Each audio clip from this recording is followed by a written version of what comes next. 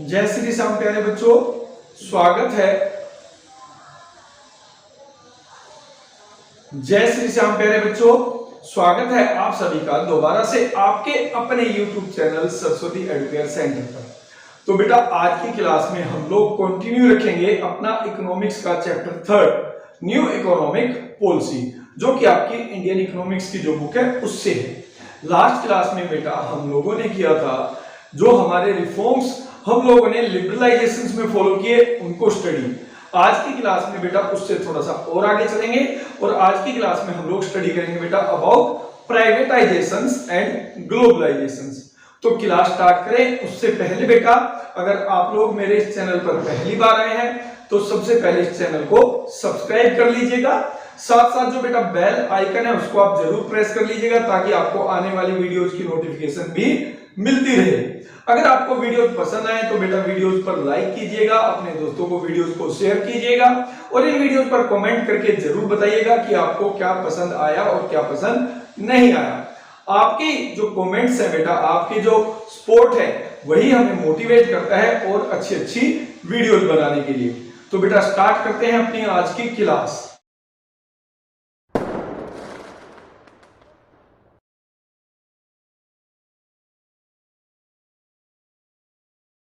तो बेटा सबसे पहले हम लोग बात करेंगे प्राइवेटाइजेशंस की। प्राइवेटाइजेशन जिसको हिंदी में हम लोग निजीकरण कहते हैं और आजकल तो आप इसका बहुत नाम भी सुन रहे होंगे। हमारे देश में ये बहुत बातें चल रही है कि हमारी गवर्नमेंट ने अपने जितने भी पब्लिक सेक्टर थे यानी गवर्नमेंट सेक्टर थे उन सबको प्राइवेटाइज कर दिया, उन सबका निजीकरण कर दिया। तो यहाँ पर निजीकरण का मतलब उसी से है बेटा, ठीक है। तो निजीकरण किसको कहते हैं, प्राइवेटाइजेशन किसको कहते हैं बेटा, means transfer of ownership, management and control of public sector enterprises to the entrepreneur of private sector. यानी जब हमारी सरकार अपने सरकारी क्षेत्रों का ओनरशिप, ठीक है, या फिर मैनेजमेंट या फिर कंट्रोल प्राइवेट सेक्टर एंटरप्रेन्योर को दे दे तो इस प्रोसेस को कहते हैं बेटा प्राइवेटाइजेशंस। इस प्रोसेस को कहते हैं बेटा प्राइवेटाइजेशंस। और हम सबको पता है बेटा जो हमारी पहले वाली पॉलिसी थी 1991 से पहले वाली, तो उसमें हमने सबसे ज्यादा जो रिलाय किया था वो किस पर किया था, पब्लिक सेक्टर यानी गवर्नमेंट सेक्टर पर किया था। और गवर्नमेंट सेक्टर ही डोमिनेटिंग रोल प्ले कर रही थी। एक तरीके से गवर्नमेंट सेक्टर या पब्लिक सेक्टर की मोनोपोली थी, बट उसकी मोनोपोली की वजह से पब्लिक सेक्टर में इनएफिशिएंसी थी बेटा, वहां पर करप्शन था और ज्यादातर पब्लिक सेक्टर जो है बेटा घाटे में चल रहे थे। और वो टिल 1991 आते आते हमारी गवर्नमेंट के लिए बर्डन बन गए थे बेटा, भार बन गए थे। तो अब जब हमारी पॉलिसी चेंज हुई तो उसमें सबसे पहले ये डिसाइड किया गया कि वो सारे पब्लिक सेक्टर यूनिट जो घाटे में चल रहे हैं, ठीक है, वो सारे सरकारी क्षेत्र जो घाटे में चल रहे हैं बेटा उनको प्राइवेटाइज किया जाएगा, उनको प्राइवेट सेक्टर के हैंड ओवर कर दिया जाएगा। अब यहाँ हैंड ओवर करने के तरीके आपको बता दिए गए हैं। पहला तरीका है कि ओनरशिप ही ट्रांसफर कर दो, मतलब उसको प्राइवेट सेक्टर को ही दे दो, मालिक ही प्राइवेट सेक्टर को बना लो। दूसरा मैनेजमेंट, केवल मैनेजमेंट प्राइवेट सेक्टर के हैंड ओवर कर दो। तीसरा कंट्रोल, ठीक है, सिंपल सा लॉजिक था बेटा। प्राइवेट सेक्टर तो लाभ के लिए काम करता है, ठीक है, तो केवल आपका जो उनकी जो नीति है वो उनकी नीति होती है लाभ के लिए काम करना। तो उसके लिए उनके पास दो ही तरीके होते हैं, एक होता है किक और दूसरा होता है रिवार्ड। यानी अगर आप प्राइवेट सेक्टर में अच्छा काम करोगे तो आपको इनाम दिया जाएगा और अगर आप अच्छा काम नहीं करोगे तो आपको किक मार के बाहर भी फेंक दिया जाएगा। तो हमारी गवर्नमेंट का मानना ये था कि इस पॉलिसी की वजह से ऑब्वियस सी बात है जो हमारे प्राइवेट सेक्टर घाटे में चल रहे हैं बेटा उनकी एफिशिएंसी बढ़ेगी और उनमें जो लॉस हो रहा है वो भी रिकवर हो जाएगा। इसलिए प्राइवेटाइजेशन को प्रमोट किया, ठीक है। दो तरीके बताए बेटा वेट ऑफ प्राइवेटाइजेशन। पहला transfer of ownership and management of public sector to private sector, कि सबसे पहले ओनरशिप और मैनेजमेंट जो है पब्लिक सेक्टर की किसको दे दो, प्राइवेट सेक्टर को दे दो। पहला तरीका तो ये था। दूसरा तरीका क्या है, देखिए दूसरा तरीका है by selling of part of the equity of PSU to private sector, ठीक है। अपने पीएसयू यानी पब्लिक सेक्टर यूनिट का कुछ हिस्सा, इक्विटी मतलब हिस्सा, ठीक है, प्राइवेट सेक्टर को बेच दो। ठीक है, इसको हम डिसइन्वेस्टमेंट भी कहते हैं, इसको हम डिसइन्वेस्टमेंट भी कहते हैं। तो इन दो तरीकों से हम लोग जो है प्राइवेटाइजेशन इंप्लीमेंट कर सकते हैं पब्लिक सेक्टर यूनिट में। क्लियर? अब यहां पर इसका मेन पर्पस क्या था प्राइवेटाइजेशन का? पहला था improving performance of PSU. Government का मानना था कि जब पब्लिक सेक्टर यूनिट्स जो घाटे में चल रही हैं उनको प्राइवेट सेक्टर के हैंडओवर किया जाएगा तो उनकी जो परफॉर्मेंस है बेटा वो बहुत बढ़ जाएगी, वो अच्छा परफॉर्म करना स्टार्ट कर देगी। दूसरा, improving financial discipline. Financial discipline का मतलब क्या था कि खर्चे तो हो रखे थे पब्लिक सेक्टर के बहुत ज्यादा और इनकम के नाम पे बहुत कम, ठीक है, तो वहां पर तो वो घाटे में चल रही थी। तो गवर्नमेंट का मानना था कि जब इनको प्राइवेट सेक्टर के हैंडओवर किया जाएगा तो वहां पर फाइनेंशियल डिसिप्लिन भी इंप्रूव हो जाएगा, यानी वहां पे इनकम बढ़ेगी और खर्चों पे वो कंट्रोल कर लेंगे। तीसरा है फैसिलिटेट्स मॉडर्नाइजेशन, कि private sector will use advance modern technology जिससे कि जो हमारे डूबे हुए पीएसयू थे उनकी परफॉर्मेंस इंप्रूव हो जाएगी। ठीक है बेटा, तो ये सब था प्राइवेटाइजेशन के बारे में। अब बात करेंगे हम लोग ग्लोबलाइजेशन की। बात करेंगे ग्लोबलाइजेशन की। ग्लोबलाइजेशन जिसको हिंदी में हम कहते हैं वैश्वीकरण। वैश्वीकरण का मतलब होता है बेटा विश्व के साथ मिलकर चलना। इसका सिंपल लैंग्वेज में मतलब ये था कि हमने अपनी इकोनॉमी को विश्व के साथ मिलाकर चलना था। तो ऐसा क्यों कहा गया? देखिए, हम सबको पता है कि बेटा 1991 से पहले की जो पॉलिसी थी उसमें हमने क्या किया हुआ था, जो रेस्ट ऑफ वर्ल्ड है उसके साथ जो इंटरनेशनल ट्रेड होना था उसके ऊपर हमने बहुत सारी रेस्ट्रिक्शंस लगा रखी थी, ठीक है, बहुत सारी पाबंदियां लगा रखी थी, जिसकी वजह से इंटरनेशनल ट्रेड भी प्रमोट नहीं हो रहा था और इसके साथ साथ जो फॉरेन इन्वेस्टमेंट था उसके ऊपर भी बेटा हमने बहुत सारी पाबंदियां लगा रखी थी। तो ग्लोबलाइजेशन में क्या किया गया? ग्लोबलाइजेशन में यही किया गया कि भाई उन सभी पाबंदियों को हटाना है जो हमारे देश ने, भारत देश ने दूसरे देशों के ऊपर लगा रखी थी, शेष विश्व के ऊपर लगा रखी थी रिगार्डिंग इंटरनेशनल ट्रेड, अंतरराष्ट्रीय व्यापार को लेकर and the movement of capital और इन्वेस्टमेंट को लेकर। तो इसी को नाम दिया गया था ग्लोबलाइजेशन। ग्लोबलाइजेशन का मतलब लिखा गया है इंटीग्रेशन ऑफ नेशनल और domestic economy with rest of world. Integration का मतलब बेटा संगठित होकर चलना, मिलकर चलना, किसका? हमारी डोमेस्टिक और नेशनल इकोनॉमी का with the rest of world, यानी हमें अपने देश को विश्व के साथ मिलाकर चलना है। और मिलाकर कैसे चलना है? बाय रिमूवल ऑफ बैरियर्स और international trade and capital movement. हम लोगों को वो बैरियर्स, वो पाबंदियां हटानी है जो हम लोगों ने इंटरनेशनल ट्रेड और कैपिटल की मूवमेंट के ऊपर लगा रखी थी। ठीक है, अब यहां पर देखिए एक चीज लिखिए, in short globalisation aims to create a borderless world. Globalisation वैश्वीकरण का एक ही मतलब था, एक ही उद्देश्य था कि हमें एक बॉर्डरलेस वर्ल्ड बनाना है, एक ऐसा वर्ल्ड बनाना है जहां पर किसी भी देश में आने जाने की कोई पाबंदी ना हो, चाहे वो कैपिटल की मूवमेंट की बात करें, इन्वेस्टमेंट की बात करें या फिर गुड्स और सर्विसेज की बात करें, उन पर लगी सारी पाबंदियां खत्म होनी चाहिए।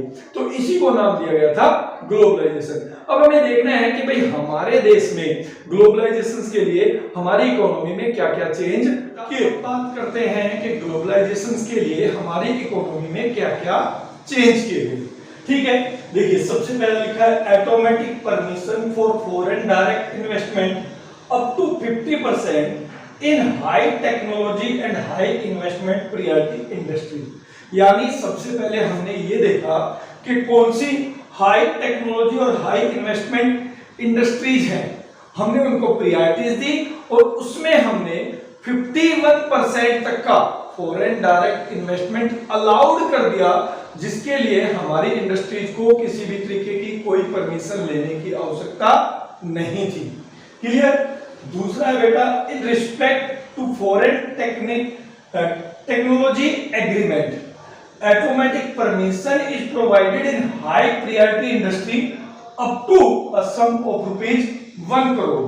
यानी जहां पर हम लोग फॉरेन टेक्नोलॉजी एग्रीमेंट की बात करें तो वहां पर भी जो हाई प्रायोरिटी इंडस्ट्रीज थी वहां पर 1 करोड़ तक की ऑटोमेटिक परमिशन देने की बात की गई कि वहां पर भी ऑटोमेटिक परमिशन दे दी जाएगी।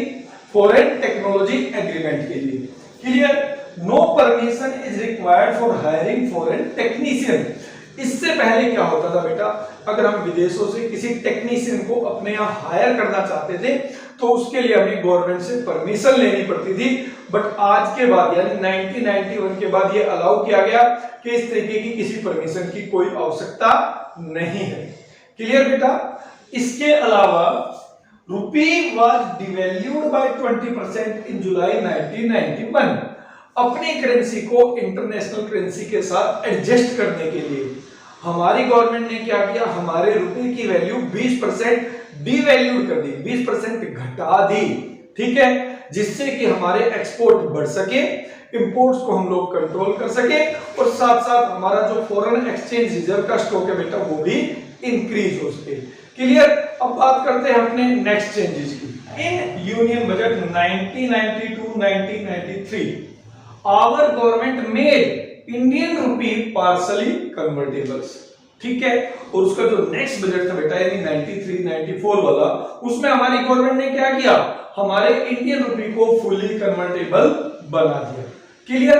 अब इसके बाद जो नेक्स्ट पॉइंट है उसमें यह बताया गया है कि 92 से लेकर 97 तक हमारी इंडियन गवर्नमेंट ने एक नई एक्सपोर्ट इंपोर्ट पॉलिसी बनाई बेटा। ठीक है? और उस एक्सपोर्ट इंपोर्ट पॉलिसी में जितने भी हमारे फॉरेन ट्रेड, एक्सटर्नल ट्रेड पर रेस्ट्रिक्शंस थी, कंट्रोल थे, उनको पूरी तरह से खत्म कर दिया गया। इसके साथ साथ जो हमारा रेट ऑफ एक्सचेंज है बेटा, अब वो डिटरमाइंड किया जाएगा by the market force of demand and supply of foreign exchange. यानी गवर्नमेंट ने अब फॉरेन एक्सचेंज मार्केट के ऊपर भी अपना कंट्रोल कम कर दिया। पहले फिक्स रेट ऑफ एक्सचेंज था, गवर्नमेंट कंट्रोल करती थी रेट ऑफ एक्सचेंज को, अब उसको मार्केट फोर्स के ऊपर छोड़ दिया गया। जो नेक्स्ट है बेटा वो है peak rate of custom duty has been reduced from 250% to 10%।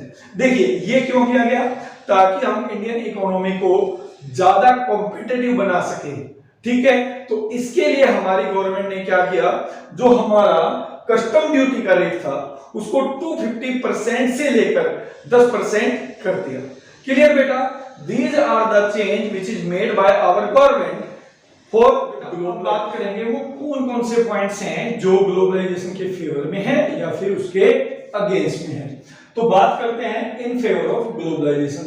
पहला पॉइंट है greater access to global market. देखिए ग्लोबलाइजेशन से क्या होगा कि जो डेवलपिंग कंट्रीज हैं उनकी इंडस्ट्रीज को भी अब ज्यादा बड़ा मार्केट का साइज मिलेगा। Now they can access develop countries market also. वो अपने माल को दूसरे देशों में आसानी से बेच सकते थे, यानी उनके लिए बाजार का आकार बढ़ जाएगा। दूसरा जो पॉइंट है वो है बेटा एडवांस टेक्नोलॉजी। ग्लोबलाइजेशन की वजह से ही जो डेवलपिंग कंट्रीज की इंडस्ट्री है बेटा, they can now import advanced technology and they can also use advanced technology in the production process। यानी आधुनिक तकनीक का अब वो प्रयोग आसानी से कर सकते थे। तीसरा है better future prospects for large industry of developing countries। के डेवलपिंग कंट्रीज लाइक इंडिया, इनमें जो बड़ी बड़ी इंडस्ट्री है बेटा, उनका फ्यूचर उसमें बहुत अच्छा है, उनके फ्यूचर के लिए बहुत प्रोस्पेक्ट्स है आफ्टर ग्लोबलाइजेशन। क्यों? अब वो इंटरनेशनल मार्केट में भी एक बहुत बड़ा रोल प्ले कर सकते थे। क्लियर? इसके अलावा better prospects for skilled peoples. Better prospects for skilled people का मतलब क्या है कि वो लोग जो बहुत कुशल हैं, जिनके अपने जो रिसोर्सेज है, अपनी जो कैपेबिलिटी है, उसको वो अपनी डोमेस्टिक इकोनॉमी में यूज नहीं कर पा रहे थे, अब ग्लोबलाइजेशन के बाद वो उसको प्रॉपर यूटिलाइज करके ज्यादा इनकम कमा सकते हैं। तो ये उनके लिए भी एक अच्छा मौका बनेगा। अब बात करते हैं बेटा अगेंस्ट ग्लोबलाइजेशन कि भाई ग्लोबलाइजेशन के अगेंस्ट क्या क्या पॉइंट्स हैं, क्या क्या बोला गया। पहला, more benefits to developed countries only. ये बिल्कुल फैक्ट है कि ग्लोबलाइजेशन का जो बेनिफिट है बेटा वो केवल डेवलप्ड कंट्रीज को ही मिलेगा। जो डेवलपिंग कंट्रीज है उनको उसका इतना बेनिफिट नहीं हुआ, क्योंकि डेवलपिंग कंट्रीज की मार्केट को तो डेवलप्ड कंट्रीज की जो इंडस्ट्री है उन्होंने एक्सेस कर लिया। बट जब डेवलपिंग कंट्रीज डेवलप कंट्री की मार्केट को एक्सेस करने गए तो उन्होंने उनके ऊपर बहुत सारा रेस्ट्रिक्शंस लगा दिया। इसका मतलब ग्लोबलाइजेशन का जो मेन बेनिफिट है वो डेवलप कंट्रीज को ही हुआ, ना कि डेवलपिंग कंट्रीज को। फिर compromise the welfare and identity of people belonging to poor countries. जब आप दूसरे डेवलप कंट्रीज को अपने देश में अलाउ करोगे तो ऑब्वियस सी बात है बेटा, जो गरीब देश हैं, जो डेवलपिंग कंट्रीज है, उनके लोगों को बहुत सारे कॉम्प्रोमाइज करने पड़ेंगे रिगार्डिंग वेलफेयर और अपनी आइडेंटिटी के। क्लियर? फिर है increase the economic disparities. Disparities मतलब इनइक्वालिटी। ठीक है, ग्लोबलाइजेशन से क्या हुआ, ग्लोबलाइजेशन के फायदे उठाकर जो अमीर देश है बेटा वो और अमीर होते चले गए, और जो गरीब देश है बेटा वो और ज्यादा गरीब होते हुए चले गए। तो उससे क्या हुआ, उनके बीच में जो गैप था, डिस्पैरिटीज थी, वो और ज्यादा बढ़ गई। फिर है बेटा MNC have gain strong position in developing economy. ये जो एमएनसी थी, मल्टीनेशनल कॉर्पोरेशन, जो बहुत बड़ी बड़ी मल्टीनेशनल कॉर्पोरेशंस है बेटा, उन्होंने क्या किया, डेवलपिंग कंट्रीज में एक बड़ी पोजीशन हासिल कर ली। वहां पर वो एक बड़ी इंडस्ट्री बन गई, और वहां पर उसकी वजह से क्या हुआ, जो हमारी डोमेस्टिक इंडस्ट्रीज थी, अब उनको उनके साथ एक बहुत कट थ्रोट कंपटीशन फेस करना पड़ा। तो ये भी एक समस्या है बेटा ग्लोबलाइजेशन की। क्लियर? तो ये बेटा हमारी आज की क्लास का लास्ट टॉपिक था। अब मिलेंगे अपनी नेक्स्ट क्लास में, तब तक के लिए बेटा जय श्री श्याम।